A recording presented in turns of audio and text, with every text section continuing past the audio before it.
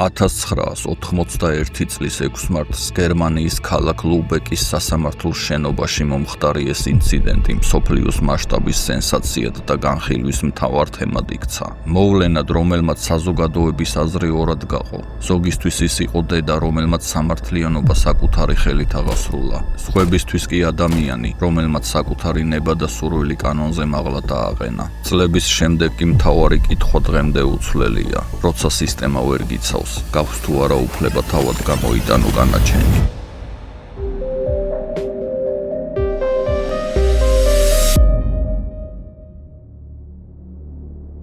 1980 წლის 5 მაისს გერმანიის ქალაქ ლუბეკის პოლიციაში ახალგაზრდა ქალმა დარეკა დააცნობა, რომ მისმა საქმრომ კლაუს გრაბოვსკიმ მასთან საუბარში აღიარა, რომ 7 წლის გოგონა მოკლა და მისი ცხედარი სახლში ჰქონდა დამალული. პოლიცია დაუყოვნებლივ მივიდა გრაბოვსკის საცხოვრებელ მისამართზე, თუმცა სახლში არც თავად გრაბოვსკი დახვდათ და ვერც გოგონას ცხედარი იპოვეს. მაგრამ ჩხრეკის დროს ბინაში მათ აღმოაჩინეს გრაბოვსკის მიერ დაწერილი წერილი, რომელშიც ის საცოლეს თხოვდა, არ მიეტოვებინა და ეხვეწებოდა, მისულიყო ადგილობრივ ბარში, სადაც დაელოდებოდა და ყველაფერს აუხსნიდა. ამ ინფორმაციის საფუძველზე სამართალდამცველები აღნიშნულ ბარში მივიდნენ. მათი მისვლიდან მცირე ხანში იქ თავად კლაუს გრაბოვსკიც გამოჩნდა, რის შემდეგაც იგი ადგილზე დააკავეს და დაკითხვაზე პოლიციის განყოფილებაში გადაიყვანეს. კლაუს გრაბოვსკის პიროვნების გადამოწმების შემდეგ სამართალდამცველებისთვის ცნობილი გახდა, რომ ის 1970-იან წლებში არასრულწლოვანზე სექსუალური ძალადობისთვის ორჯერ იყო გასამართლებული და სასჯელს ფსიქიატრიულ საავადმყოფოში იხდიდა. იმ პერიოდში გერმანიის ფსიქიატრიულ დაწესებულებებთან დაკავშირებით გავრცელებული იყო ხმები, თითქოს სხვადასხვა ფსიქოლოგიური დარღვევების მქონე პაციენტებს რეალურად არ მკურნალობდნენ, არამედ ფსიქოტროპული პრეპარატებით აძინებდნენ და ამ მდგომარეობაში ამყოფებდნენ. 1976 წელს სექსუალურ დანაშაულში მსჯავრდებულ გრაბოვსკის შესთავაზეს პირობა, თუ ის ქიმიურ კასტრაციას ჩაიტარებდა, გაათავისუფლებდნენ. წინააღმდეგ შემთხვევაში კი ახალი დანაშაულის მაღალი რისკის გამო ფსიქიატრიულ საავადმყოფოში განუსაზღვრელი ვადით დარჩენა მოუწევდა. გრაბოვსკი ამ პირობებს დათანხმდა და ქიმიური კასტრაცია ჩაიტარა, რის შემდეგაც მალევე გაათავისუფლეს. გათავისუფლებიდან 2 წლის შემდეგ გრაბოვსკი ექიმს დახმარებისთვის მიმართა, რადგან ჩატარებული კასტრაციის შედეგად მისი ჰორმონების დონე უკიდურესად დაბალი იყო. მან მალულად ჰორმონოთერაპიის კურსი ჩაიტარა, რის შედეგად სრულიად გამოჯანმრთელდა. დაკითხვაზე კლაუს გრაბოვსკიმ მკვლელობა აღიარა და გამომძიებლებს მოუყვა, რომ ანა მის სახლთან ახლოს ცხოვრობდა და ხშირად სტუმრობდა, რათა მის კატებთან ეთამაშა. გრაბოვსკის ჩვენების თანახმად 5 მაისს, როდესაც გოგონა კატებთან სათამაშოდ მასთან მივიდა, მას დაემუქრა. მისი თქმით, გოგონამ უთხრა, რომ თუ ფულს არ მისცემდა, ის დედას ეტყოდა, რომ თითქოს გრაბოვსკიმ მასზე სექსუალურად იძალადა. გრაბოვსკის თქმით, ამ შანტაჟმა ძალიან შეაშინა, რადგან წარსულში უკვე გასამართლებული იყო არასრულწლოვანზე სექსუალურ ძალადობისთვის და დარწმუნებული იყო, რომ ის უდანაშაულობას არავინ დაიჯერებდა. ამიტომ, როგორც თვითონ ამტკიცებდა, სასოწარკვეთილებაში ჩავარდნილმა გაუაზრებელი გადაწყვეტილება მიიღო. სკამზე დადებული საცოლის კოლგოტი აიღო და გოგონა დაახრჩო. შემდეგ ანას სხეული ყუთში ჩატენა და ქალაქთან ახლოს მდებარე წყლის არხთან დატოვა. როდესაც გამომძიებლები მივიდნენ გრაბოვსკის მიერ მითითებულ ადგილას, მათ მართლაც იპოვეს ყუთი, სადაც ანას გაკოჭილი სხეული იყო ჩატენილი. ცხედარი ექსპერტიზის ბიუროში დაიყვანეს. ჩატარებული ექსპერტიზის შედეგად გაირკვა, რომ გოგონა ჯერ გაუპატიურებული იყო და შემდეგ მოკლული. გრაბოვსკის ჩვენება თავიდანვე საეჭვოდ მიაჩნდა გამომძიებლებს, განსაკუთრებით იმის მტკიცება, რომ თითქოს 7 წლის ანა მას აშანტაჟებდა და ეს გახდა მკვლელობის მოტივი. ექსპერტიზის შემდეგ კი სამართალდამცველები დარწმუნდნენ იმაში, რომ სინამდვილეში გრაბოვსკი ცდილობდა მის მიერ ჩადენილი საზარელი დანაშაულის პასუხისმგებლობა თავად მსხვერპლისთვის გადაებრალებინა, რათა სასჯელი აერიდებინა ან შეემსუბუქებინა.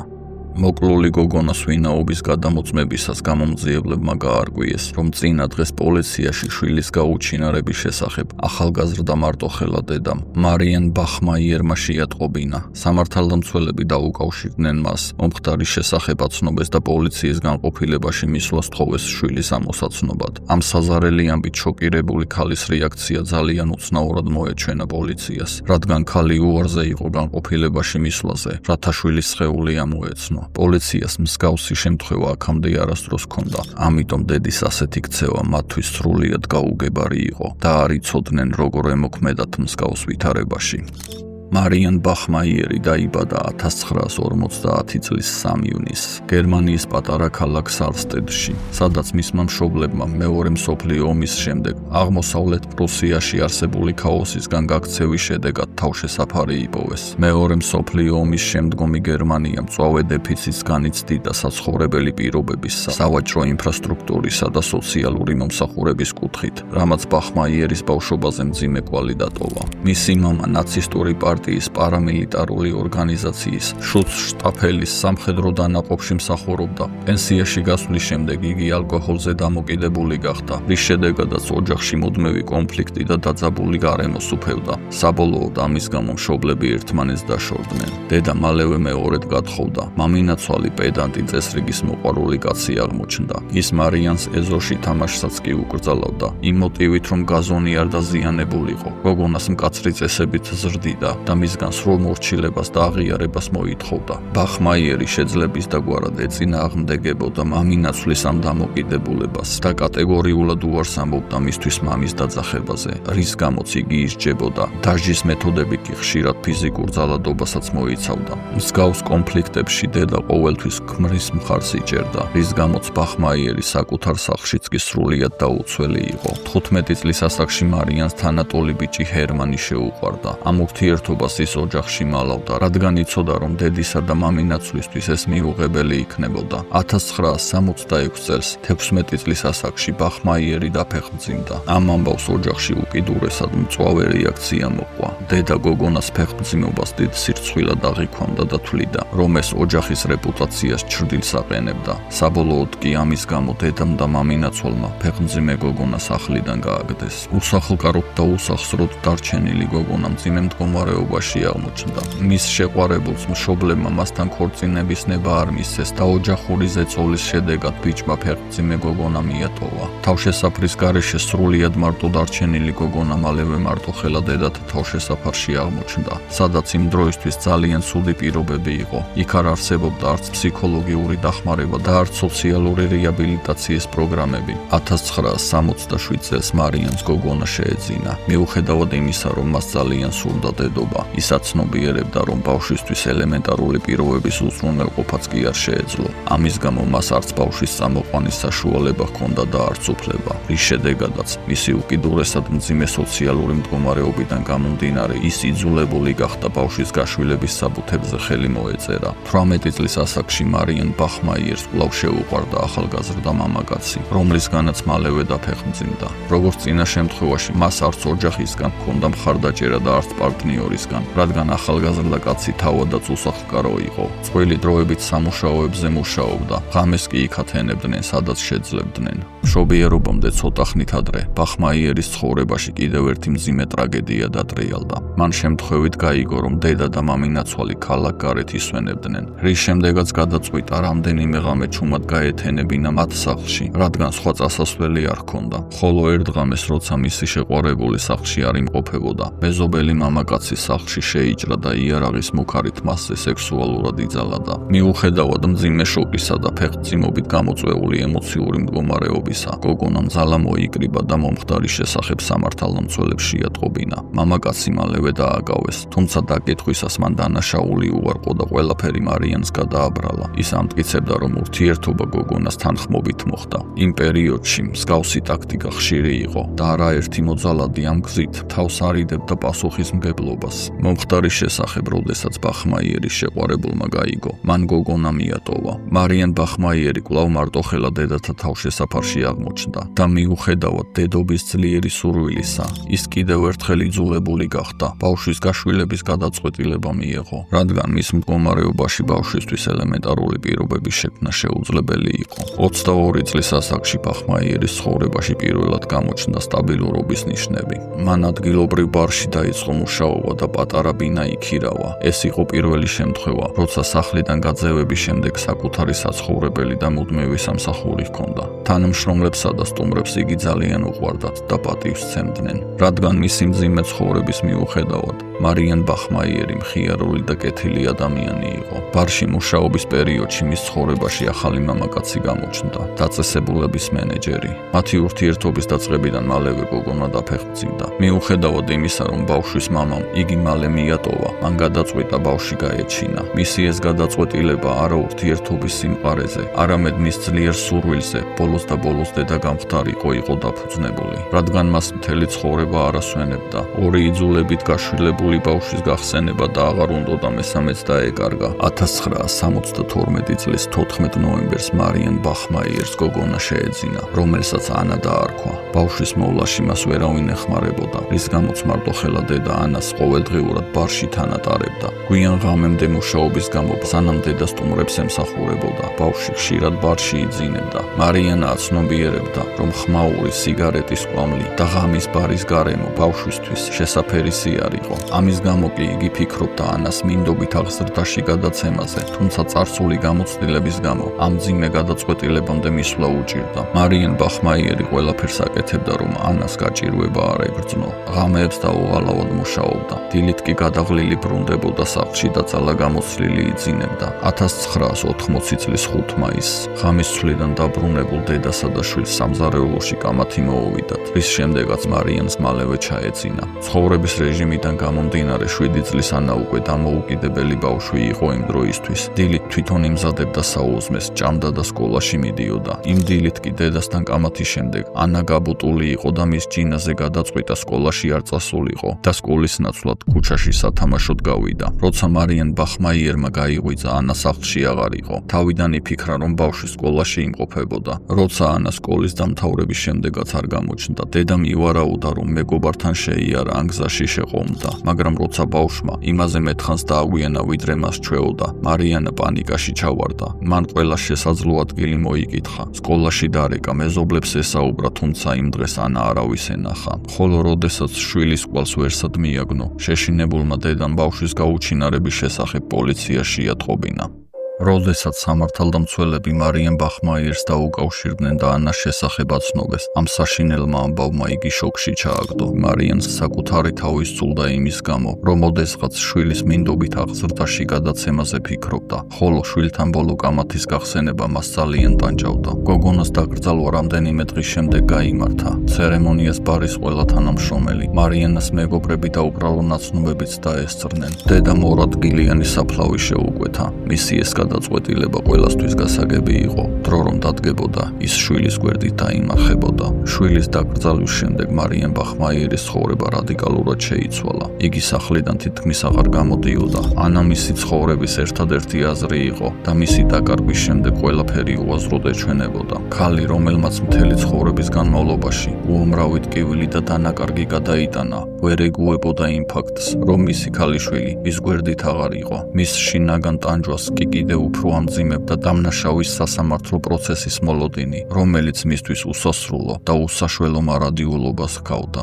კლაუს გრაბოვსკის სასამართლო პროცესი 1981 წლის სამარტს ლუბეკის რაიონულ სასამართლოში დაიწყო. პროკურატურა ბრალდებულის აღიარებით ჩვენებას ეყრდნობოდა, ასევე მისი მეგობარი ქალის ჩვენებას და ანალოგიურ საქმეზე არსებულ ორ ნასამართლეობას. ბრალდების მთავარი აქცენტი იმაზე კეთდებოდა, რომ ადამიანს, რომელსაც მსგავს საქმეებზე უკვე ორჯერ ჰქონდა ნასამართლეობა, ბავშვებთან მიახლოვების უფლება არ უნდა ჰქონოდა. დაცვის მხარე კი ცდილობდა გრაბოვსკი მოეჩინათ, როგორც არასტაბილური ფსიქიკის მქონე ადამიანი, რომელსაც მძიმე ტრამვა ჰქონდა მიღებული მედიკამენტური კასტრაციის შედეგად. დაცვა განსაკუთრებით ყურადღებას ამახვილებდა წამლის გვერდით მოვლენებზე და ამტკიცებდა, რომ დანაშაულის ჩადენის დროს გრაბოვსკი ფსიქიკურ და ჰორმონალურ დისბალანსს განიცდიდა, რის გამოც საკუთარ ქცევაზე კონტროლი დაკარგა. გრაბოვსკის დაცვა ასევე ანასა და მარიანას ცხოვრების დეტალებით აპელირებდა. მათი განცხადებით, ბავშვი ხშირად დედის ყურადღების გარეშე დადიოდა ქუჩაში და დიდ დროს უფროსების გარემოცვაში ატარებდა, მაშინ როცა დედა ღამით ბარში მუშაობდა და მათი თქმით შვილს სათანადო ყურადღებას ვერ აქცევდა. დაცვის მხარე ამტკიცებდა,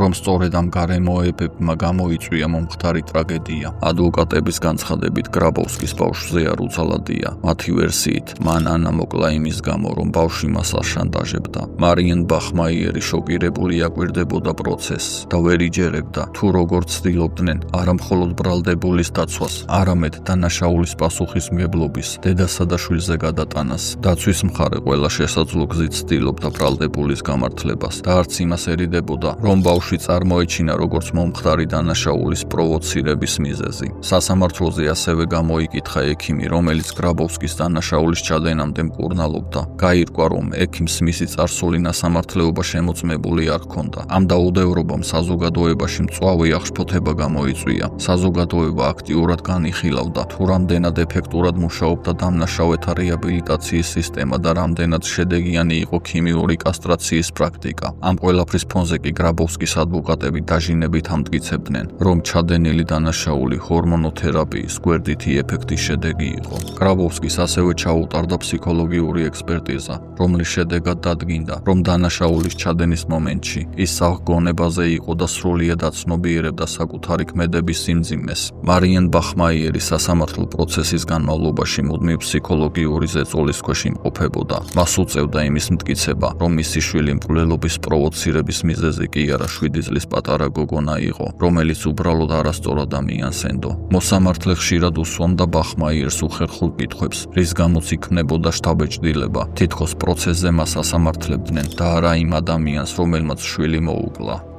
1991 წლის 6 მარტს კლაუს გრაბოვსკის სასამართლო პროცესის მესამე დღეს პროცესის დაწყებამდე 5 წუთით ადრე სასამართლო დარბაზის კარი საზოგადოებისთვის გაიღო. გრაბოვსკის შენობაში გვერდითა შესასვლელიდან შემოიყვანეს და ბრალდებულის სკამზე დასვეს. მალევე დარბაზში შევიდა მარიენ ბახმაიერი და პირდაპირ გრაბოვსკისკენ გაემართა. როდესაც ქალი მას რამდენიმე ნაბიჯით მიუახლოვდა, ჯიბიდან ამოიღო 22 კალიბრის ბერეტას ტიპის პისტოლეტი და უმიზნა და სახლიც დააჭირა. სანამ დარბაზში მყოფები რეაგირებას მოასწრებდნენ, მარიენ ბახმაიერმა გრაბოვსკის მიმართულებით 8 გასროლა განახორციელა. ნასროლი 8 ტყვიიდან კი 7 ზუსტად მოხვდა მისი ქალიშვილის მკვლელს და მიღებული სასიკვდილო ჭრილობების შედეგად გარდაიცვალა. ამის შემდეგ მარიენ ბახმაიერმა იარაღი იატაკზე დადო და ყოველგვარი წინააღმდეგობის გარეშე ჩაბარდა სასამართლოს დაცვის თანამშრომლებს. დაკავების შემდეგ გასამართლებამდე მარიენ ბახმაიერს ფსიქოლოგიური ექსპერტიზა დაუნიშნეს. ფსიქოლოგმა მას ქაღალდი და კალამი მიაწოდა და სთხოვა რამე დაეწერა. თვალცრემლიანმა ქალმა ფურცელზე დაწერა: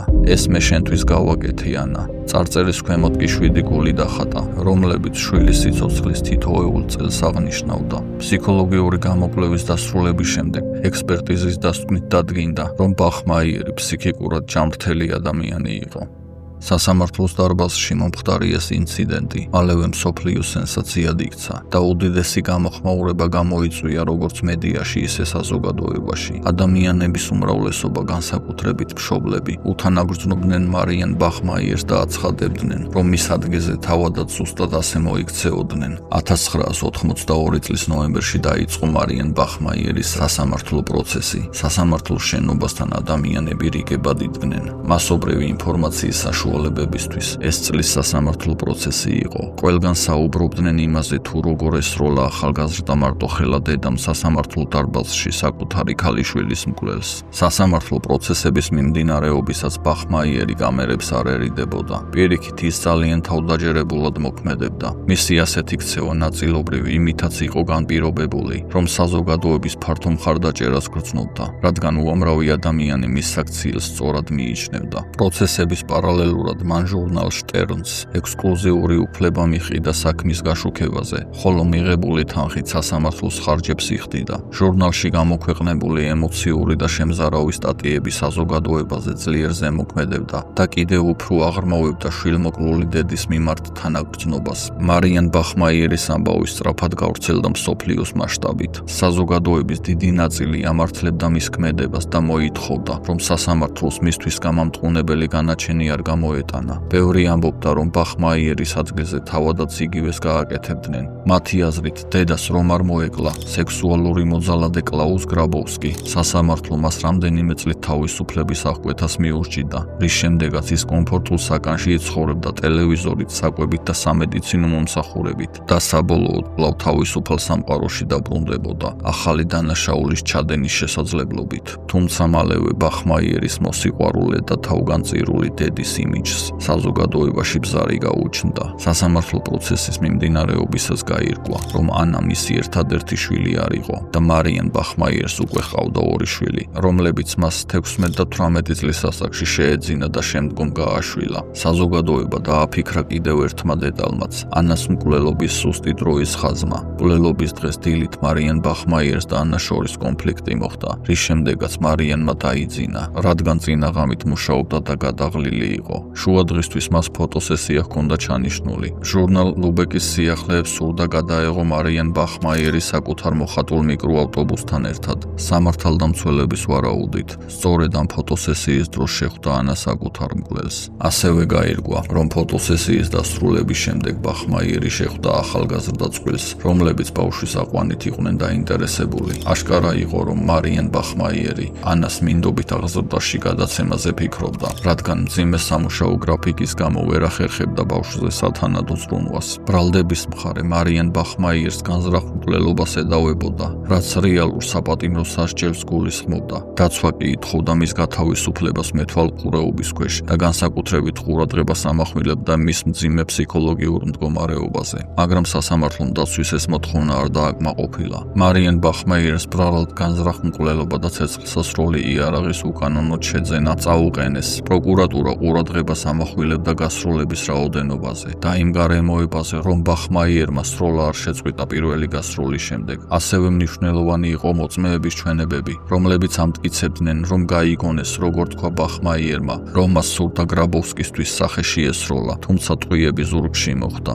სასამართლო პროცესზე მარიან ბახმაიერი ამტკიცებდა, რომ სროლაში არასდროს უვარჯიშია და მისი ქმედება სრულიად სპონტანური რეაქცია იყო, თუმცა პროცესზე დაიკითხა მისი თანამოსაგნე ქალი, რომელმაც სასამართლოს მოუყვა მათი საუბრის შესახებ. მისი თქმით, ბახმაიერი კლაუს გრაბოვსკის მკვლელობას წინასწარ გეგმავდა და სროლაში ვარჯიშობდა. მოწმის განცხადებით, ბახმაიერმა მას ასევე უთხრა, რომ ამ ქმედებით ის ისტორიაში შევიდოდა, რადგან მსგავსი რამ აქამდე არავის ჰქონდა გაკეთებული. მისი თქმით, ბახმაიერი იმედოვნებდა, რომ გრაბოვსკის მკვლელობისთვის მას არ დაჟიდნენ და მალე გაათავისუფლებდნენ. ამ ჩვენების შემდეგ საქმის სურათი მკვეთრად შეიცვალა. ბახმაიერის ქმედება უკვე ცალსახად განზრახ მკვლელობის ნიშნებს ატარებდა და თუ სასამართლო მას დამნაშავედ ცნობდა, მოსამართლე კანონით ვალდებული იყო მისთვის მიესაჯა უმაღლესი სასჯელი, უვადო თავისუფლების აღკვეთა. სწორედ ამიტომ იყო თუ არა დანაშაული წინასწარ დაგეგმილი, პროცესის გადამწყვეტ საკითხად იქცა. ბახმაიერის ადვოკატი ამტკიცებდა, რომ ქალის სასამართლოში მკვლელობის განზრახვით არ მისულა. მისი თქმით, სროლა გამოწვეული იყო იმ უკიდურესი ფსიქოლოგიური მდგომარეობით, რომელშიც შვილმოკლული დედა ხანგრძლივი და კოშმარული სასამართლო მოსმენების შედეგად აღმოჩნდა. დაცვის მხარი ამ არგუმენტს ბახმაიერის მძიმე ბიოგრაფიითაც ამყარებდა. ოჯახში არსებულ აგრესიულმა გარემომ, ადრეული ასაკიდან მშობლების მხარდაჭერის დაკარგვამ, წლების განმავლობაში გადატანილმა ტანჯვამ, დამცირებამ და უსამართლობამ, მასში სამართლის აღსრულებისა და სასამართლო სისტემის მიმართ ღრმა უნდობლობა ჩამოაყალიბა. ადვოკატის მტკიცებით, მარიან ბახმაიერს ჯეროდა, რომ ადამიანი, რომელმაც ორჯერ ჩაიდინა მძიმე დანაშაული და ორივეჯერ გაექცა მართლმსაჯულებას, ფიქრობდა, რომ მესამედაც დაურჩელი დარჩებოდა. სწორედ ამ განცდამ აფექტის მდგომარეობაში აიძულა ის ამოეღო იარაღი, რომელსაც თავდაცვის მიზნით ატარებდა და ესროლა კლაუს გრაბოვსკისთვის. რამდენიმე თვიანი სასამართლო პროცესების შემდეგ მარიან ბახმაიერს განზრახ მკვლელობის ბრალდება გადაუკვალიფიცირეს. 1983 წლის 2 მარტს ლუბეკის სასამართლო დარბაზი ხალხითა მედიის წარმომადგენლებით იყო სავსე. იმ დღეს უნდა გამოცხადებულიყო განაჩენი მარიან ბახმაიერის საქმეზე. ყველამ იცოდა, რომ სასამართლოს განაჩენი შეიძლება სრულიად განსხვავებული ყოფილიყო. გამომართლებელი განაჩენიდან დაწყებული, რამდენიმე წლით თავისუფლების აღკვეთით ან უვადო პატიმრობით დამთავრებული. სასამართლო პროცესი მთელი ქვეყნისა და მსოფლიოს ყურადღების ცენტრში იყო, რის გამოც სასამართლო უზარმაზარ წნეხს განიცდიდა. დარბაზში მძაფრი და დაძაბული მოლოდინის ატმოსფეროს უფევდა. მოსამართლემ ხმაურის ფონზე გამოაცხადა განაჩენი. ლუბეკის საოლქო სასამართლო მარიან ბახმაიერი მკვლელობასა და ცეცხლსასროლი იარაღის უკანონო შენახვაში დამნაშავედ ცნო, თუმცა მოსამართლემ გაითვალისწინა დაცვის არგუმენტი, რომ მკვლელობა წინასწარ არ იყო დაგეგმილი და დანაშაული განსაკუთრებულ ფსიქოლოგიურ პირობებში იყო ჩადენილი. ამ გარემოების გათვალისწინებით კი მარიან ბახმაიერს 6 წლით თავისუფლების აღკვეთა მიესაჯა. განაჩენის გამოცხადების შემდეგ საზოგადოებაში აზრი გაიყო. ნაწილი მიიჩნევდა, რომ სასჯელი ზედმეტად მკაცრი იყო, ნაწილი კი ამართლებდა სასამართლოს გადაწყვეტილებას, რადგან მან გაითვალისწინა არა მხოლოდ ფაქტები, არამედ საქმის სრული კონტექსტიც.